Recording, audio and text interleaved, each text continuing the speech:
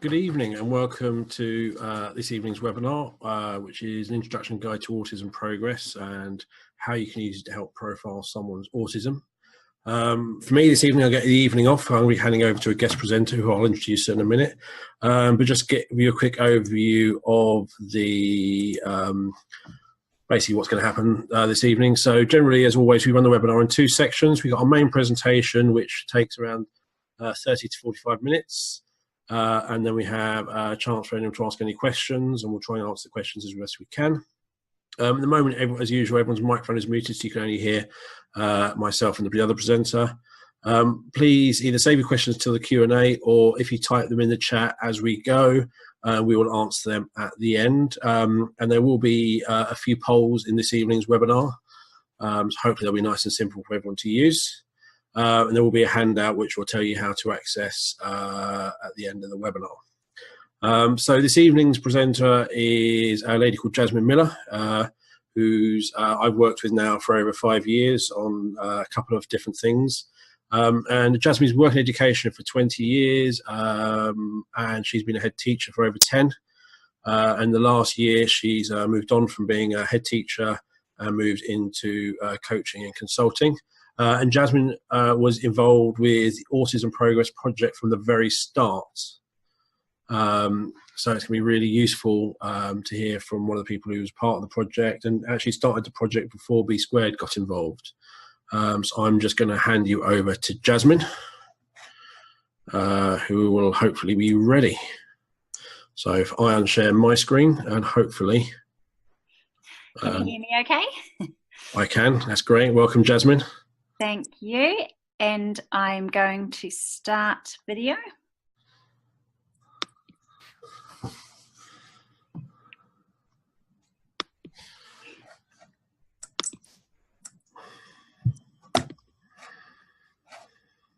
I can't start the video yet because the host has stopped it. Okay, how have I done that? If I do...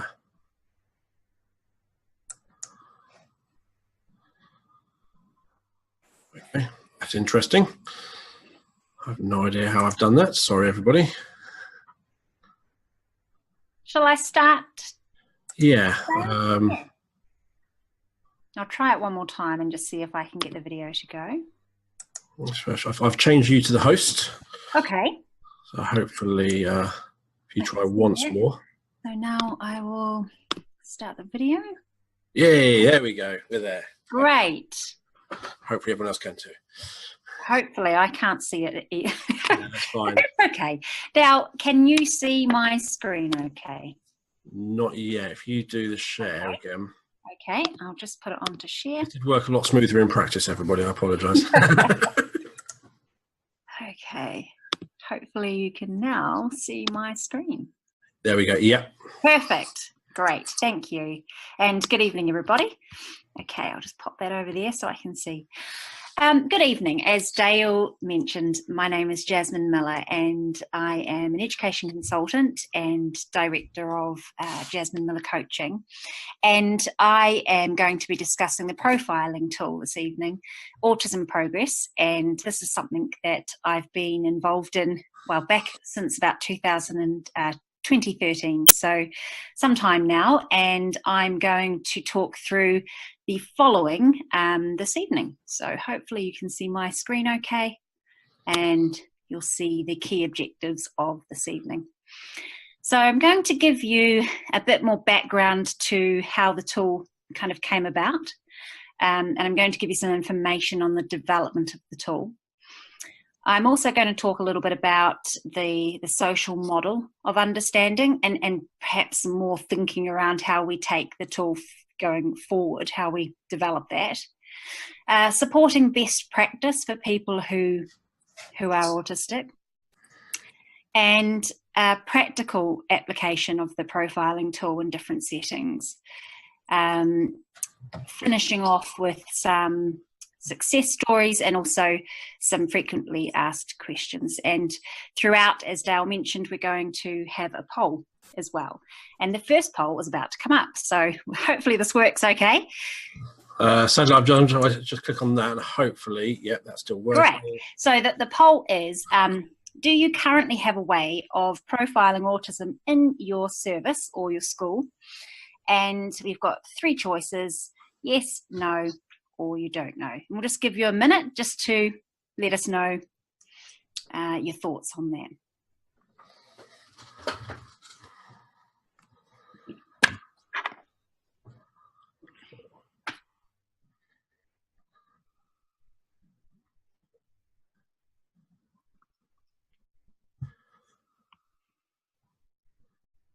And have we got some responses coming in? Yes, so we've got 75% of people have answered. So 31% have said they do have a way of profiling autism.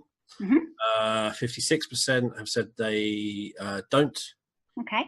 And 13% are not sure. Okay, great. So that's hopefully going to be of use both to those of you that do and don't and want to know a bit more. So that's great. Thank you. All right. So moving on to the first part, which is really looking back at how it kind of came about. So I mentioned that I've been involved since May 2013, and at that time I was part of a autism charity called Scottish Autism, and 3 charities came together. So we had Scottish Autism, the North East Autism Society, and Autism Wessex all came together. And we sort of identified a collective interest in developing a new approach to, I guess, the personalisation, the monitoring, and the measuring of education and social care services that each organisation provided and continues to provide. So every organisation caters for children and young people and also adults on the spectrum. We sort of all felt that we needed a person-centred outcomes framework, and really one that informed assessment, it informed service planning, as well as service implementation and ultimately evaluation as well. So as a group, we initially decided and agreed that the primary purpose of education and social care services is really to support a person in ensuring they have a positive quality of life. And when we talk about, quality of life, we're talking about a person acquiring skills, acquiring knowledge, and having experience. And that is about the pursuit of a quality of life.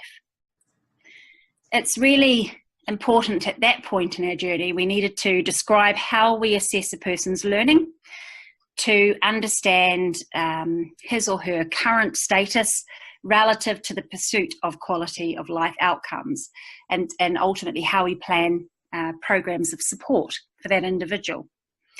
And as a lot of you will be aware, there's often inconsistency between the chronological age, the developmental stage for an autistic individual, and that's often described as a spiky profile.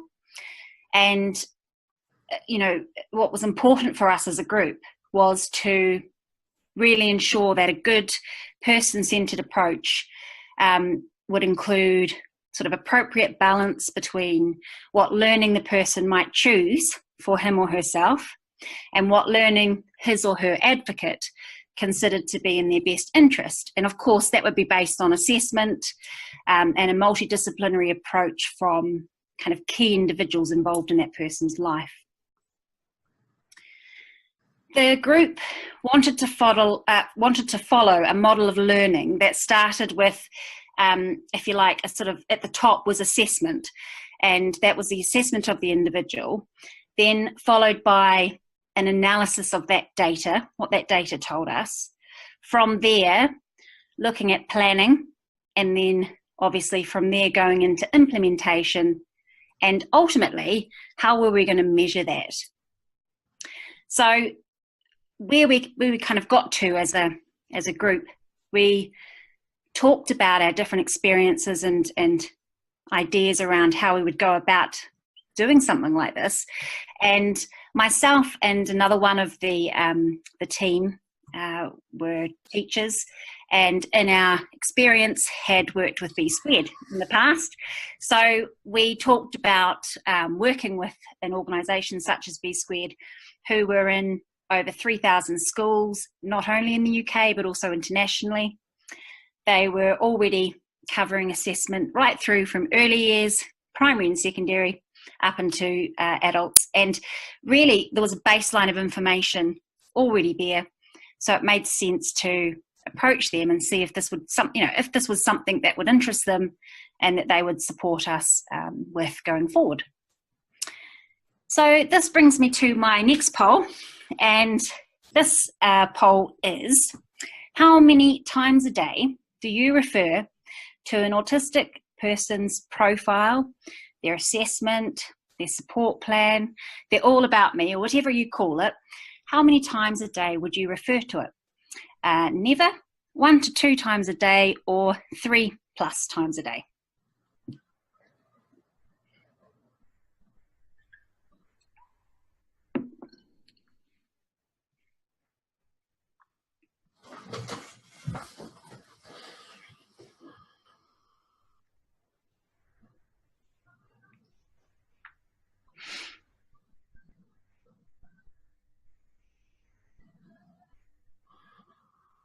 Maybe a little bit longer. Yeah, give people a bit longer to respond. The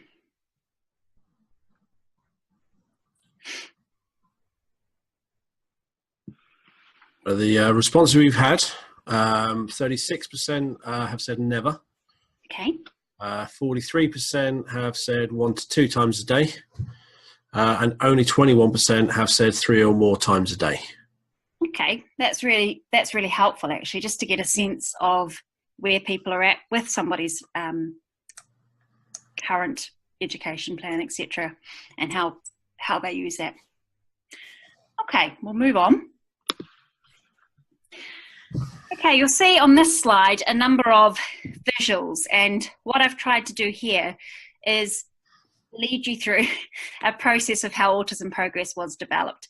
And what I would say is that, it did take a lot of time, and it meant we needed to meet across the country. We're all spread out, and we also needed to collaborate with a number of individuals. We needed to get feedback. We needed to get ideas. So it did take a number of steps to get us to the point we are at now. But I've tried to summarize that here and take you through that development. So to start off with, we started with our discussions with B Squared, and we engaged with their material. And ultimately, we managed to create this profiling tool with support strategies to help illustrate the capabilities of autistic individuals. And in order to do this, we worked across the country, as I said, and we did get a variety of different professionals involved. It included speech and language therapists, occupational therapists, it included psychologists, practitioners on the ground, and people working in a variety of different services, so that we covered from children right through to adults. And that was really important, that we got language that covered that breadth, because we always had this idea that the tool could be used across a variety of different services. And we wanted to make it as accessible as possible. And more often than not, when we were engaging with especially early years, primary, secondary information from B Squared, we needed to check in and make sure some of the very education specific language also had language integrated in that would cover care settings and adult support homes, etc., just to give you a bit of background to that. We came up with 17 progress level descriptors, and those of you that are familiar with B Squared and their programs already will understand that there are a variety of different level descriptors across the different packages that B Squared offer. Now, these 17 progress level descriptors were categorized into sort of 4 main areas. So we looked at profiling social interaction, communication, emotional regulation, and flexible thinking or flexibility of thought. And within that, sort of broke down those small steps within each of those areas. Now, just to give you a bit of comparison to what those levels are against age, chronological age, we've got, and we're going to give you a copy of this out later on in the week, but we've got Autism Progress level, level 1 through to Autism Progress level 7. So Autism Progress level 1 would be 1 month, starting at that 1 month, going right through to 1.5 years. So for those of you that are familiar with what was the P levels, that sort of P1 to P4, and moving on from that, Autism Progress level 8, equivalent, and these are all approximate, to sort of 1.5 to 2 years. AP level 9 was about approximately 3 years. AP level 10, 4 years. AP level 11, 5. AP level 12, 6 years. AP level 13, 7 years. AP level 14, 8 years.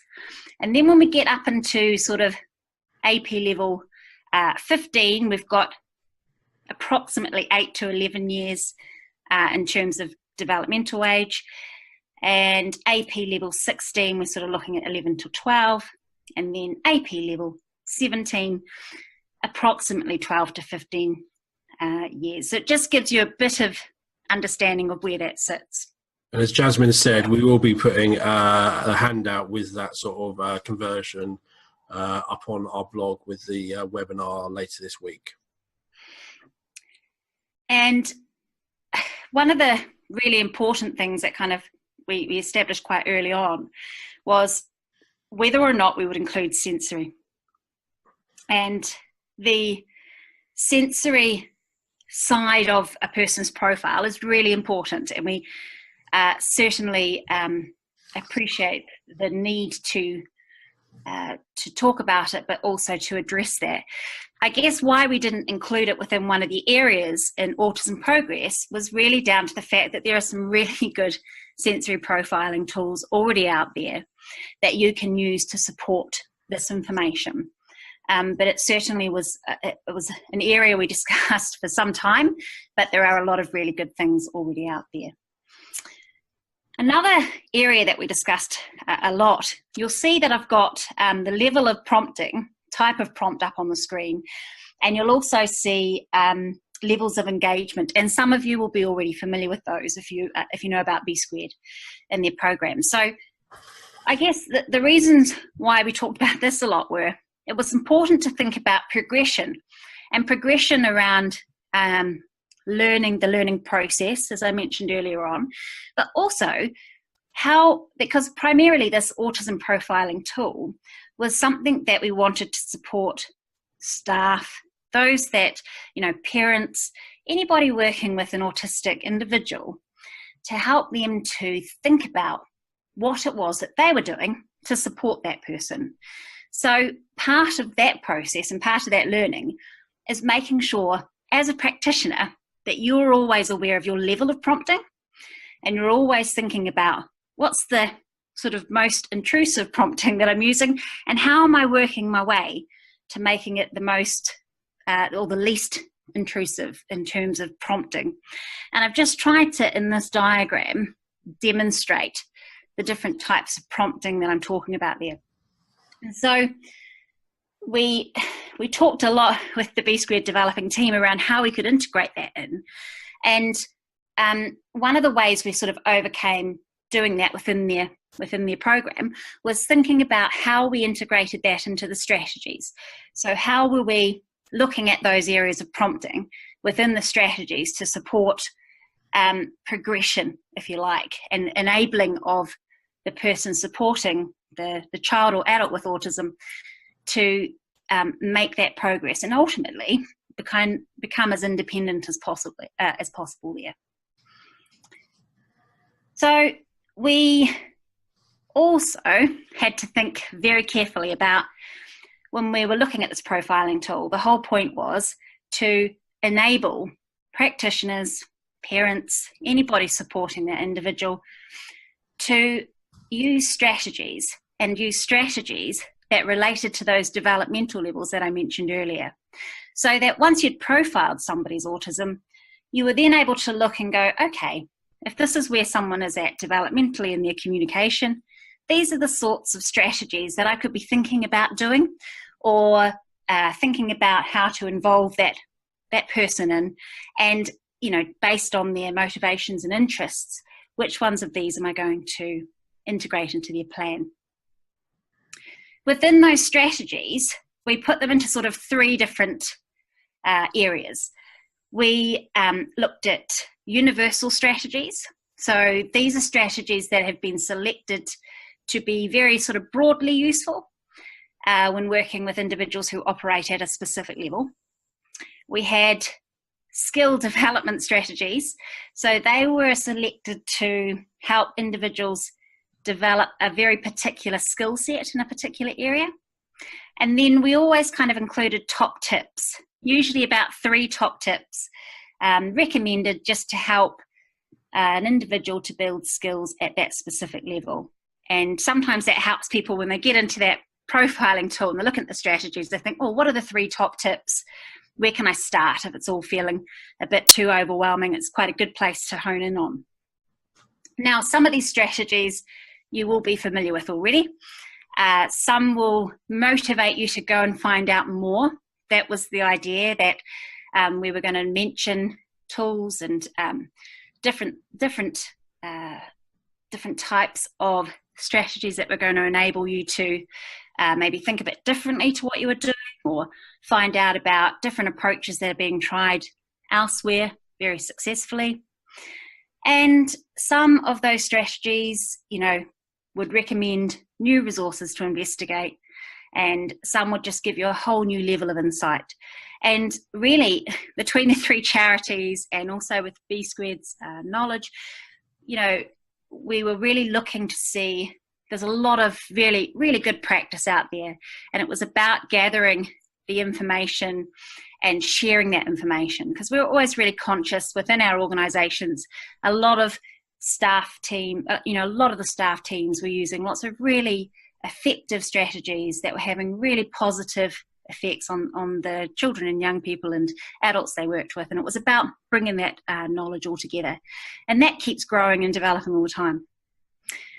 So once that had been established, we then looked at working on a sort of a handbook, if you like, to pull all together the key steps for how to use Autism Progress. And we also wanted something that was a bit like a step-by-step guide, if you like, on how to apply it, how to approach the different elements of it, and really support anybody who got that tool to basically start using it. And as I mentioned earlier on, we wanted to cover a range of people who were working across all different types of services to support children, young people and adults who were autistic. So finally, our website went live on the 29th of May 2015, and also prior to that and not long after, there were various autism shows that we attended, and various pilots were launched across the UK. And this was really useful to get feedback, to find out how people were using it, if there was elements of it that people needed further input with, or if there was other bits that we needed to think about with using the tool. So that brings me to the next poll, and this relates to those sort of levels of support, levels of engagement that I mentioned earlier. How confident are you in working with an autistic individual and understanding levels of support and levels of engagement? So we've just got 3 choices there: not very confident, gaining in confidence, or very confident.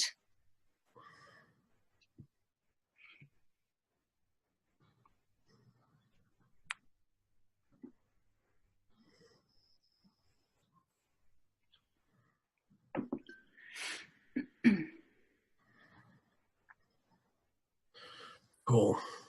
So the good news is we've only got 7% saying they're not very confident. We've got 33% saying they're gaining confidence. Brilliant. And 60% saying they're very confident. So that's great. That's really good to hear, actually. And that's the big thing. I think an awareness of your role in that is key. And that's great to hear that people are, the majority were gaining and very confident there. So that's really good to hear. Okay, so moving on to the next slide. I'm just going to talk a little bit about that sort of social model of understanding. And I guess as a lot of you will be aware, and in the current climate and thinking around autism in 2018, it's really thinking now a bit about how we continue to develop Autism Progress. And also, when we're just thinking about general practice and engagement with autistic individuals, I've just put a couple of thoughts up there, really, in terms of how we think about our own practice and what we're doing. So in terms of the importance of involving autistic people in their lives and, thinking yourself right now, how often do I do that? How often do I make that happen?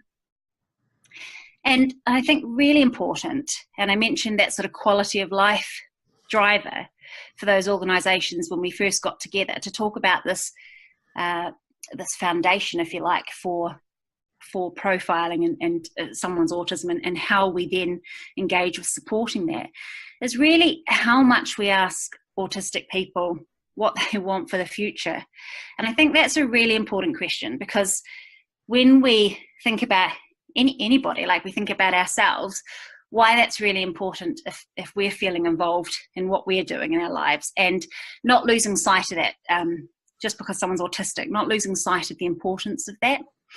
And the other thing I want to talk a wee bit about, because it's kind of, I guess, as we developed Autism Progress, your thinking develops as well. And this element of emotional regulation versus arousal, and, thinking about which elements are practical and of real use to someone who is autistic. And I'm going to tell you a bit about that shortly. So in terms of the social model of autism, it's really thinking about, removing those sort of social barriers by changing non-autistic people's attitudes towards autism, and, really ensuring that positive language is used around autism, and preventing that sort of categorization of autism. So when we think about what those barriers are and how we remove them, it's about that ensuring that we're creating that equality and offering autistic people more independence, more choice and more control. And that's really key. And I think, throughout the autism profiling tool, it's always stopping and thinking about that when we're looking at strategies, because not all strategies will be suitable for all people naturally. And it's making, it's thinking about how much am I involving the person in this, how much am I thinking about that, regardless of what their communication level is, how much am I ensuring that I'm involving them in this process, and really thinking about how much control and choice that they've got of their own life. I mentioned thinking about how we involve, and I think that's really key, and what people want for the future. And I think we all have a role to play in that. So bearing that in mind, I want to tell you a little bit about the sort of emotional regulation versus the arousal side of things. So one of the things we needed to think about in this particular area is the way that we regulate. We first of all need to require the ability to identify an emotion. And this happens basically when we interact with others. So you'll see why this can throw up some difficulties for someone who is autistic. And it's not to say that there aren't any, nobody with autism will want to interact with others. That of course they will.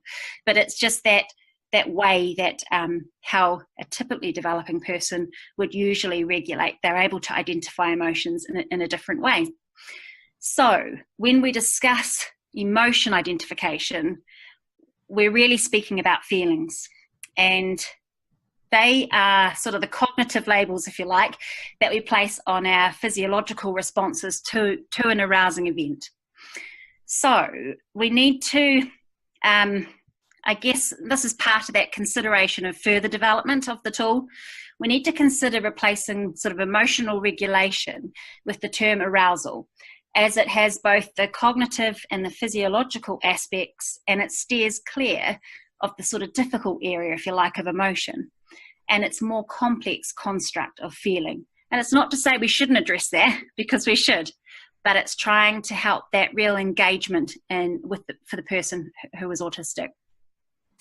So thinking about how we can teach autistic people to identify changes in the physiology, can't speak, physiology and means of regulating, than getting into the more difficult arena of labelling and commenting on feeling. So, for example, teaching strategies to identify the arousal through heart rate and your breathing, and then looking at ways to offer coping strategies to reduce that. So arousal enables us to support by teaching an individual about their own experiences. And I guess it doesn't cause, the main idea is it won't cause additional stress by trying to develop an understanding of the experience of others. So supporting people to make judgments, to seek low arousal environments, people, or calming strategies through exercise or meditation based on how fast they feel their heart is relative to baseline. These are all practical things that we can do to support them. And it's about, I guess, that first step of teaching about the body and in which context their body may feel more aroused and what they can do to reduce that arousal. So really thinking about stress reduction. How do we reduce the stress that someone may be experiencing? And then also, I guess, thinking about our own stress and how that transactional stress might be adding to that situation as well. So teaching context should alter depending on other aspects of their cognitive profile, of course. So, for example, if an individual also has severe learning disability, they may learn through touch how to feel their heart and observe how they feel when lying on the couch, in contrast to how it feels when they're running, for example. So it's really thinking about all elements of their profile. The person supporting that individual would be key in identifying when the individual will require to use regulation techniques and what they should be. And that's really important to mention, because as the person supporting that individual who's autistic, we need to be looking out, listening, observing, and thinking about those levels of arousal, those levels of stress, and what's happening in the environment round about at that time. And enabling that person to at the right time to understand what's going on for themselves and how they can almost develop their own mechanism for coping. So how can they do something to themselves to help them in that situation? Those individuals that are more cognitively able, their strategies might include learning about their breathing as a response to exercise, certain chemicals such as caffeine, in particular fizzy drinks, and also arousal through stress.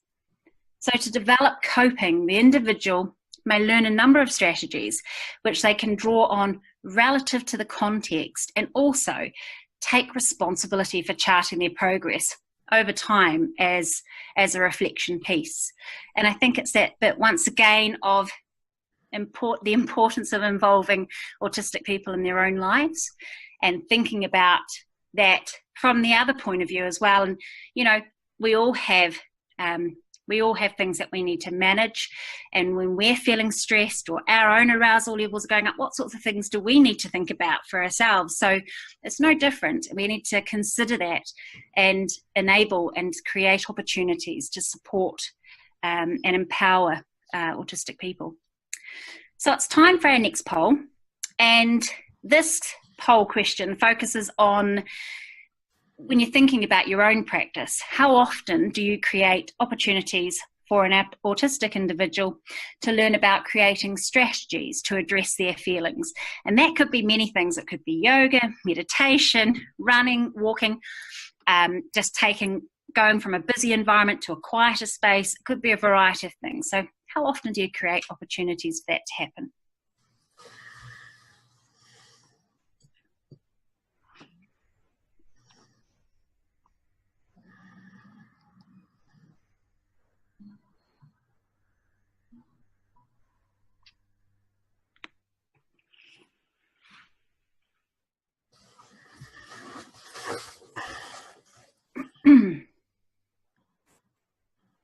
A little bit longer. Mm-hmm.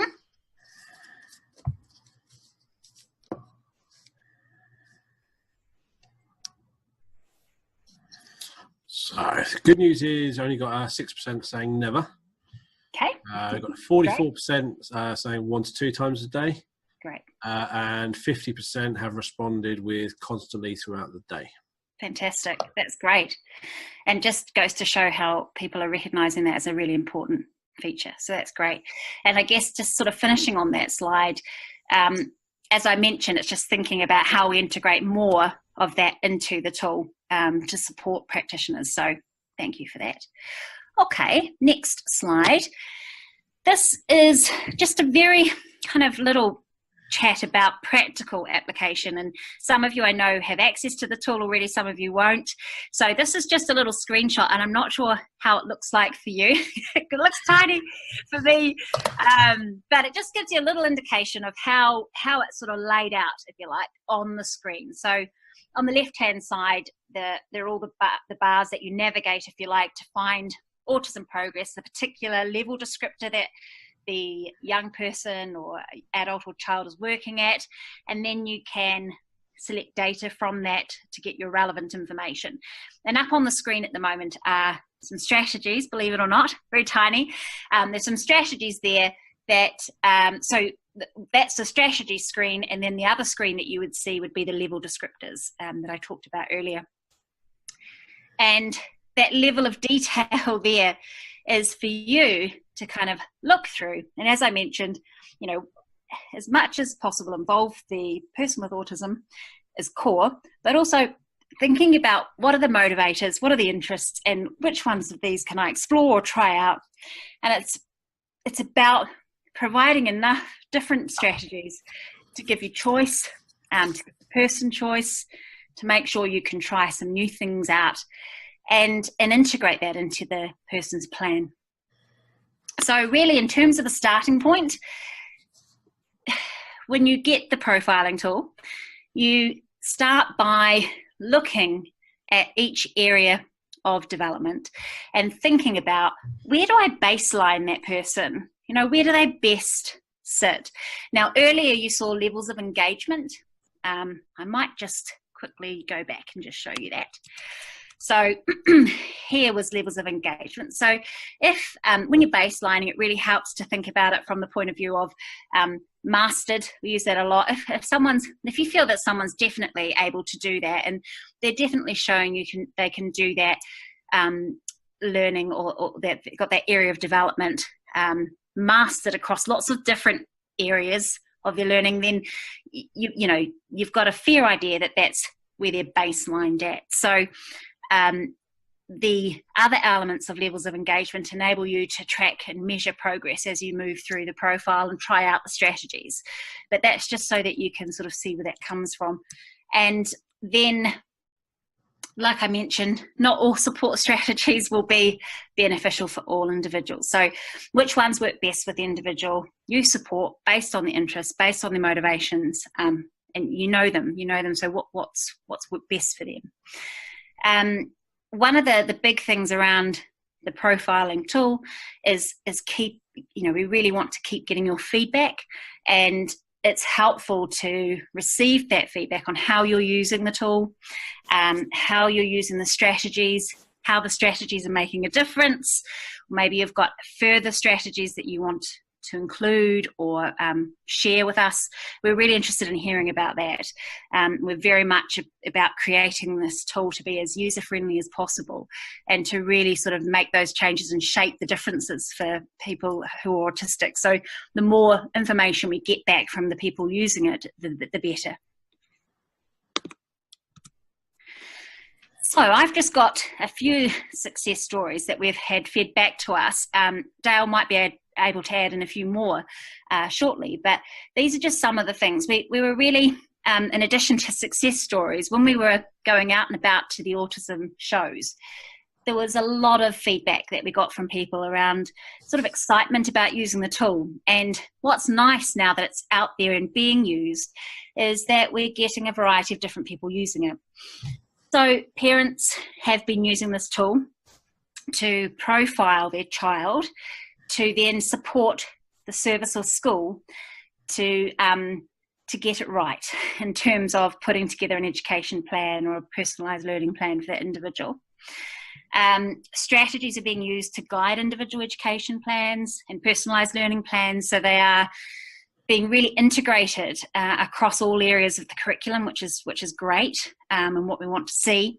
And we're having a number of autistic individuals thinking about their profile. They may have been diagnosed later on in life, and they're interested to find out, wow, are there areas that I've missed out on my development, or maybe within my education there was quite a lot of gaps, and I really want to know a bit more about what that is and what can I learn about. So we really are getting a lot of interest. And right back when we were at those autism shows, as I mentioned, we were talking with individuals who saw this profiling tool as potentially something that could support people post-diagnosis. And really, you know, in terms of best practice, it was just seen by lots of different professional organisations looking at how can we best look at our staff development, professional learning opportunities, and really upskill so that we have a common language. People have a really good way of sharing their learning and strategies that work across the board. So it's been really, really positive in terms of the interest levels and the need for something like this. So I certainly feel we've managed to meet a real gap, if you like, but at the same time, we still know we want to do more in the development of the tool, and certainly getting more individuals who are autistic themselves commenting on and contributing into the tool, as well as many more practitioners from across all settings, parents, getting people involved to keep shaping this tool going forward. So, 42 minutes, that's not too bad. That brings us to questions now, and hopefully you've been thinking of some, or you had some prior to the webinar this evening. So how is that looking from your side, Dale? One of the things I just mentioned on that success story, so we launched the actual product, so Autism Progress became available, I think it was just over 2 years ago. And it's interesting, as you said, the reasons why people are really interested has been really interesting. And it's also, from my point of view, when I was first got involved with the project, when I met with you and the others, it was really interesting. For me, it was the understanding someone's autism was the really big pull for me, and that's what I thought was really important and what people would want. But actually, over the years, as I've been working with them, it's the profiling is the bit that really helps, because they really understand that person's autism, but then it's the strategies which then really takes it to the next level. It's a strategy, they go, right, so that is, what can I do? And with the strategies, so I know you worked with, as you developed it, you worked with Alex from B Squared, you worked with speech and language therapists, occupational therapists. It's a really wide selection. And within the strategies, you're not just sort of saying, do this from B Squared or anything like that. You're actually talking about using PECs, social stories, you're using stuff which works. So there is quite a lot of product recommendations from other companies in there where you know as professionals that what works. Yeah. So for me, I think the strategies have been, I think, much bigger than I ever thought they would be, and much more important, which have been really good.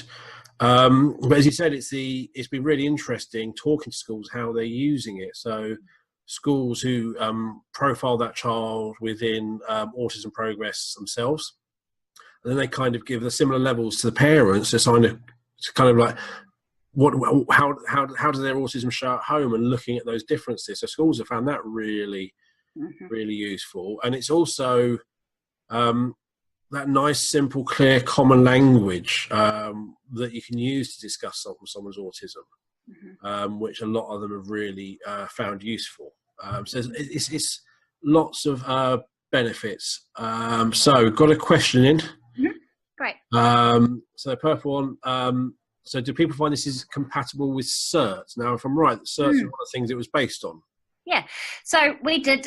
We absolutely looked at SCERTS because we knew that was a great tool to use. I think one of the important factors for us, and I mentioned it earlier on, was accessibility of this tool. Yeah. And we knew SCERTS worked really well if you had a service that had a multidisciplinary team that worked with you. And you know, the other teacher and myself, who were very much involved in this tool, Fran, we talked about, you know, that involved a lot of different professionals interacting to make SCERTS the sort of, you know, use it in the best way possible. And because of the nature of a lot of services, especially for adults, we knew that they're not always able or privy to getting, you know, SCERTS, and so really we were trying to find a way of communicating this to a far wider group, if you like. But certainly SCERTS is a great tool. It's a lot of information, and you know, it was certainly a consideration. We just wanted to then think about how we could make this reach out to a wider range of people who maybe didn't have that access really. That's one of the things I remember talking about. It is, I think Francine was SCERTS trained. She easily lost me, and it's that accessible language. SCERTS is great, it's amazing, but it's that, I think there's a certain level of access with the understanding. Whereas this kind of, it's following the same approach, same sort of ideas, but it's just that simpler, accessible language. Yeah. Language was a big part of this, and I remember because quite often Fran and I would meet in an airport somewhere halfway down the country and just work all day on trying to really get underneath the language.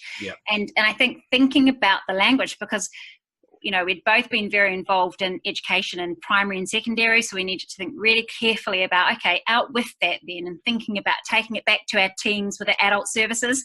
Okay, tell us about this. Is this accessible? Is this going to be understood, and how is that understood by people, which was really helpul. That's been it's easy to access language. Right, so another question, which would be a nice one. How does this compare to the Autism Education Trust, the progression framework? So I know, I remember when we started our project, and they came and talked to us, didn't they? They did, yeah. They were really interested in it.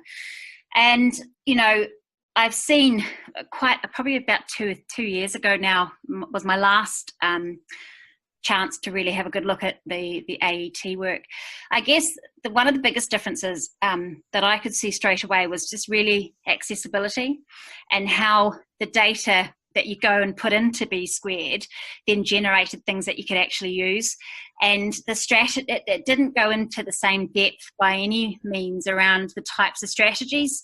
And really that's what makes this such an effective tool. And that's what, you know, the people who have been getting it and using it have been feeding back. So it was quite in terms of guidance, it just seemed a much, what we were doing with our tool just seemed a much more sort of user-friendly version of that. But, you know, we've had some feedback come in around that too. So it's probably, I would say, two things: accessibility, how you can actually use that information, and then the depth of understanding around the strategies. Yeah, so I think the feedback when I've talked to schools, so we go to a lot of schools where they've used the AET, or I go to a group where somebody's saying how good Autism Progress is, and someone's sort of saying I prefer the AET, and I think what people have said with the AET is because it's I think it's an Excel spreadsheet, and it's quite cumbersome. It's not the easiest to use, and so there's over 400 statements. It's not the easiest. We actually, I think, in across Autism Progress, there's 1,800, I think. But I think it's the way you access it, the way we've organised it, makes it much easier to use. And Jasmine said earlier, we've got Autism Progress goes across 17 levels, and when you do that baselining process, you're not just going to pick, okay, so he's working at level 11. Actually, what often I find when I go to schools, they're actually working, say, between level 8 and level 11 or level 12. So they're actually working across 4 or 5 levels, and it's manageable chunks. So it's not unwieldy. Each section is quite manageable to get hold of and think about. And again, it's a language. But then it comes back to those strategies. Okay, so now I know, I've identified where that child or person is struggling. What's next? And that's when those strategies, and I think, that's the really big thing. It's really helped. And a lot of schools have really helped. This has really been part of their EHCP process. So that's what we're going to work on. And these are the steps we're going to sort of try and these are the strategies we're going to use to help develop that person. Another question. Hi, it sounds really interesting. How does this work in response to a sensory profile on SCERTS? Are you creating your own profile? If so, can we view this without signing up? So one of the things, just before you get into our level, time to think, the slide Jasmine showed with those strategies on what I'll be doing is all our webinars go onto our blog. So when we put that up this week, not only will I put the Autism Progress handbook up, but I'll also be putting up the Autism Progress level compared to sort of developmental age. And I'll also be putting a sample up of communication step 6, both the profile and the strategies. So you can look at what the profile looks and then what strategies you can then use. So hopefully that will give people an idea. I'll hand over the answer to you, Jasmine.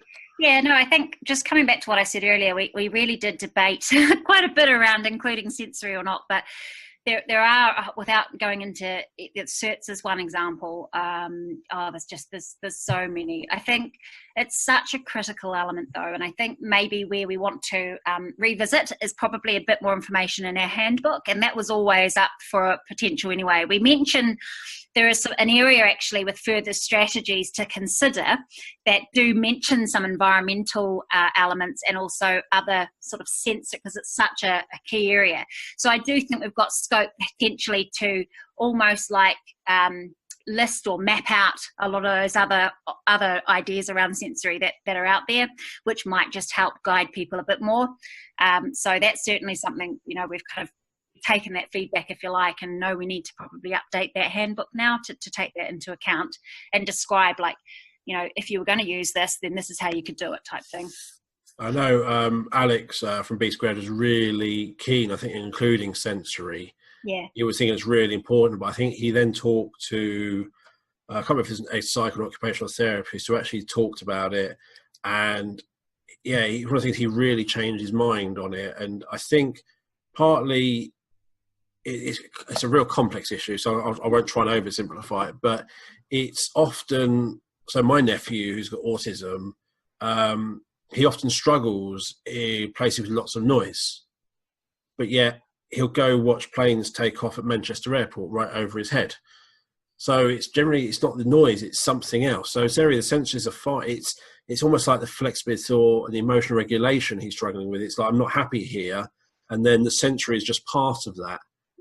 So yeah. It's a complicated thing, and when he explained it to me, I tried to go, no, it's this, and it went on quite a while, but it's a complicated. It is, and I think it does relate a little bit to what I was talking about, arousal levels as well, hugely. So there's probably some other areas for scope, if you like, in terms of development within. Whether it be emotional regulation, arousal, how we term that. But actually it is, and it's so complex and it looks so different for individuals. So it's really about, I guess it's that thing again around how are we enabling and empowering individuals to cope? How are we enabling them to take stock of what's going on for me? What do I need to do? What are my options? What are my choices? How do I make them?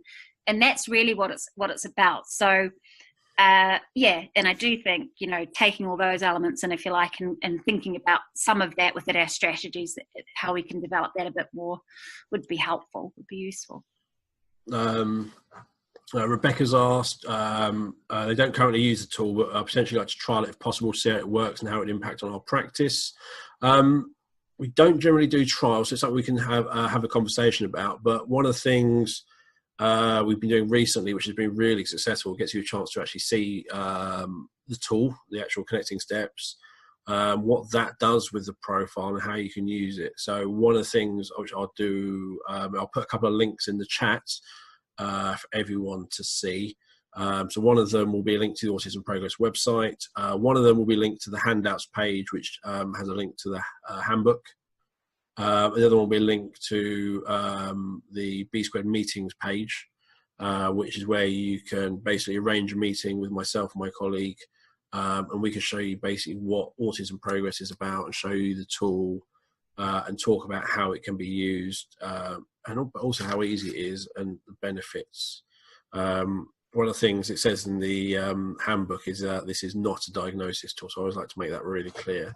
And as Jasmine said, a lot of people use it after diagnosis to help that planning, but also some people have used it before the diagnosis. They're kind of using it as part of that sort of evidence building and thinking about, and then they can share that. So it's not going to tell you if this person's, but it's sort of like, okay, this is what I've seen, this is what this child is sort of demonstrating, and then using that as part of a conversation with the ed psych, or whether you should get the ed psych in. But yeah, so I'll put that link in a second, so you can access that. Does anyone else have any other questions? Okay, so here is the link for our online meetings. What's really great about that, which makes my life a lot easier, is it already has our availability built in.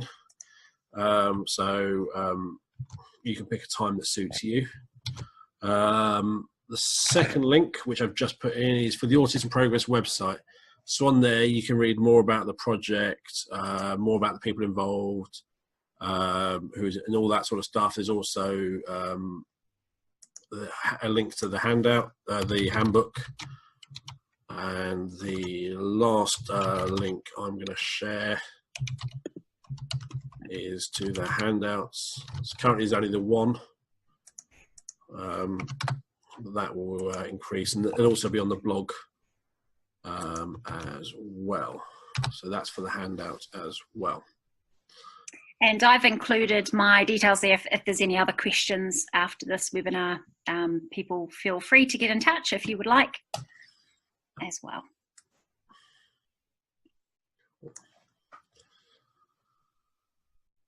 So if anyone's got any other questions, please ask away.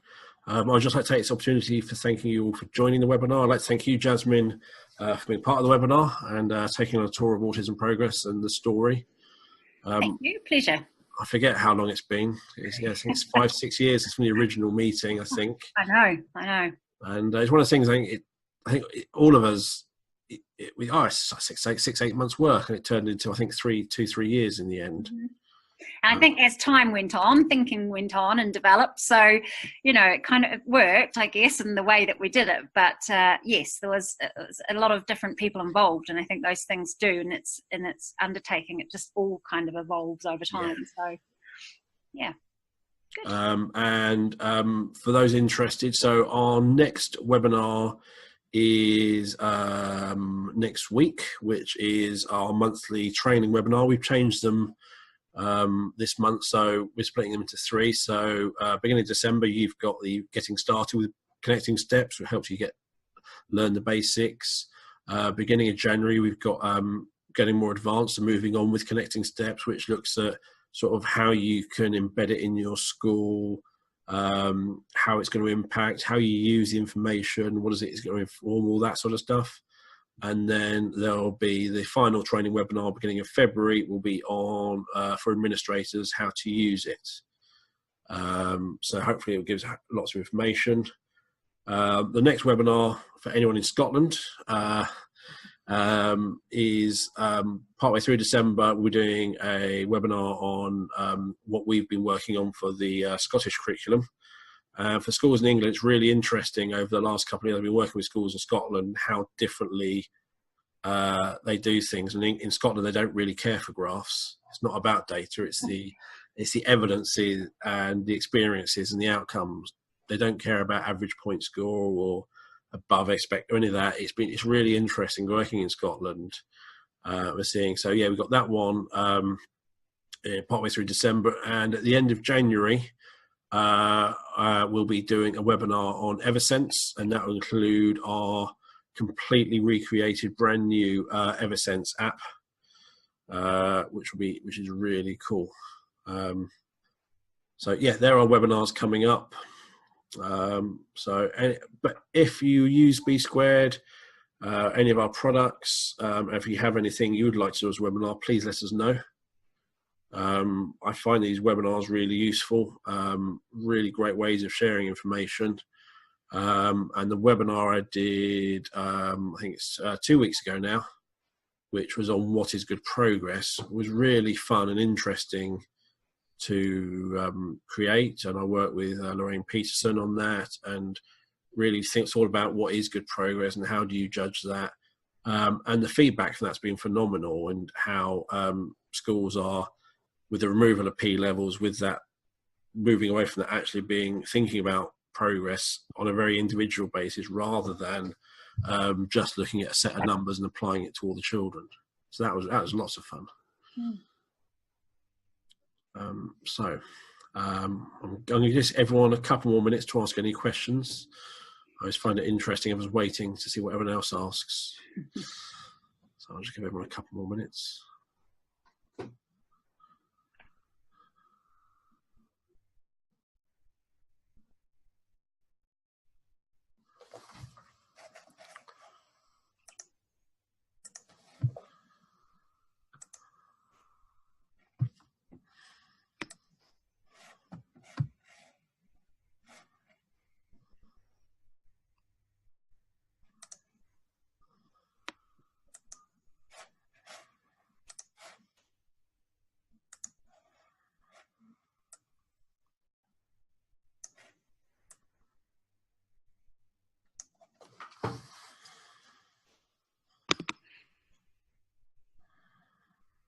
Cool.